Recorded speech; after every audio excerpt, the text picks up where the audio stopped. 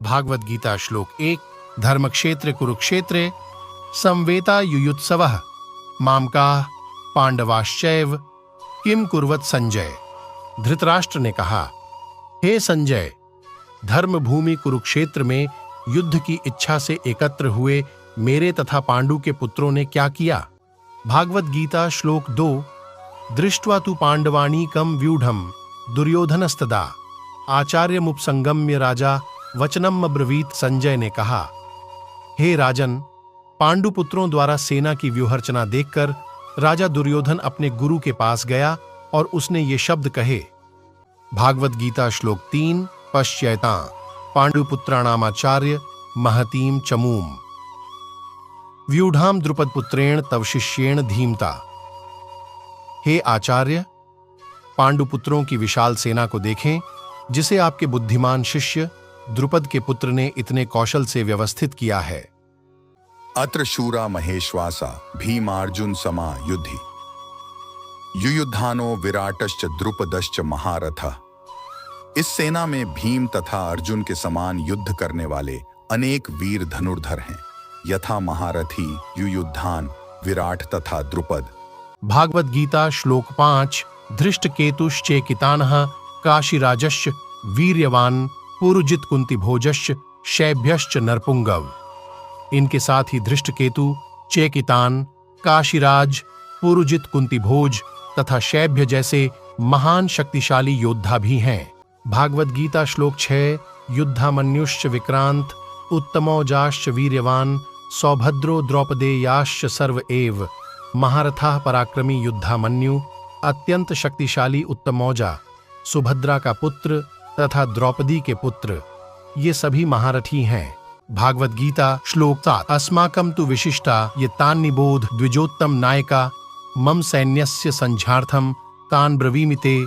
किंतु हे ब्राह्मण श्रेष्ठ, आपकी सूचना के लिए मैं अपनी सेना के उन नायकों के विषय में बताना चाहूंगा जो मेरी सेना को संचालित करने में विशेष रूप से निपुण हैं। भागवत गीता श्लोक 8। भवान भीष्मश्च कर्णश्च कृपश्च समितिंजयः अश्वत्थामा विकर्णश्च सौमदत्तिस्तथैव च। मेरी सेना में स्वयं आप, भीष्म, कर्ण, कृपाचार्य, अश्वत्थामा, विकर्ण तथा सोमदत्त का पुत्र भूरिश्रवा आदि हैं जो युद्ध में सदैव विजयी रहे हैं।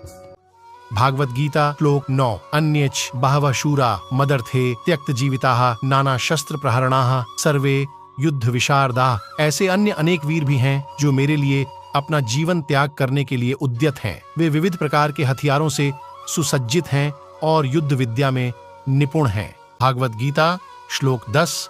अपर्याप्तम तदस्माकं बलम भीष्माभिरक्षितम पर्याप्तम त्विदमितेषां बलम भीमाभिरक्षितम।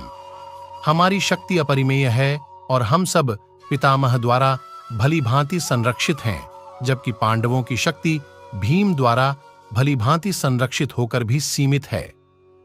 भागवत गीता श्लोक 11। अयनेषु च सर्वेषु यथा भागम वस्थिताः भीष्ममेवाभिरक्षन्तु भवन्तः सर्व एव हि। अतएव सैन्य व्यूह में अपने अपने मोर्चों पर खड़े रहकर आप सभी भीष्म पितामह को पूरी सहायता दें। भगवद गीता श्लोक 12। तस्य संजनयन् हर्षं कुरुवृद्धः पितामहः सिंहनादं विनद्योच्चैः शंखं दध्मो प्रतापवान।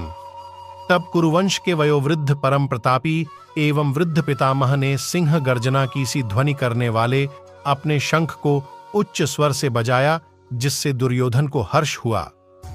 भागवत गीता श्लोक 13। ततः शंखाश्च भैर्यश्च पणवानक गोमुखाः सहसैवाभ्यहन्यन्त स शब्दस्तु मूलो भवत्।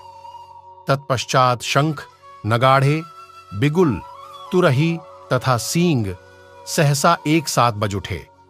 वह संवेद स्वर अत्यंत कोलाहलपूर्ण था।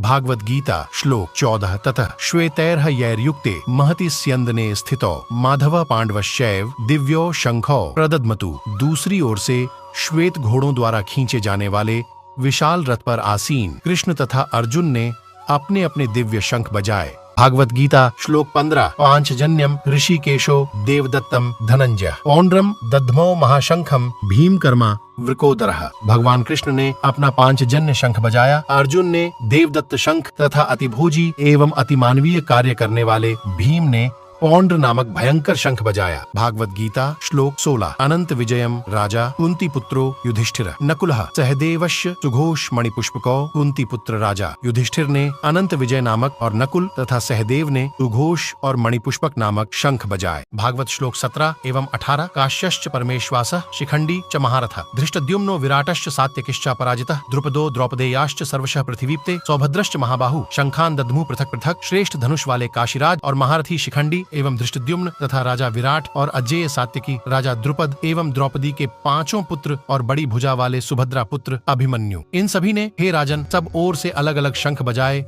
भागवत गीता श्लोक 19 सघोषो धार्तराष्ट्राणाम हृदयानि व्यधारयत नभश्च पृथिवी चैव तुमुलो व्यनुनादयन। इन विभिन्न शंखों की ध्वनि एक कोलाहलपूर्ण शोर बन गई जो आकाश और पृथ्वी को प्रतिध्वनित करती हुई धृतराष्ट्र के पुत्रों के हृदयों को छेदने लगी। भागवत श्लोक 20 अर्थव्यवस्थितान् दृष्ट्वा धार्तराष्ट्रान् कपिध्वजः प्रवृत्य शस्त्र संपाते धनुरुद्यम्य पांडव ऋषिकेशम तदा वाक्यमिदमाह महीपते। उस समय हनुमान से अंकित ध्वजा लगे रथ पर आसीन पांडुपुत्र अर्जुन अपना धनुष उठाकर तीर चलाने के लिए उद्यत हुआ। हे राजन, धृतराष्ट्र के पुत्रों को व्यूह में खड़ा देखकर अर्जुन ने श्री कृष्ण से ये वचन कहे।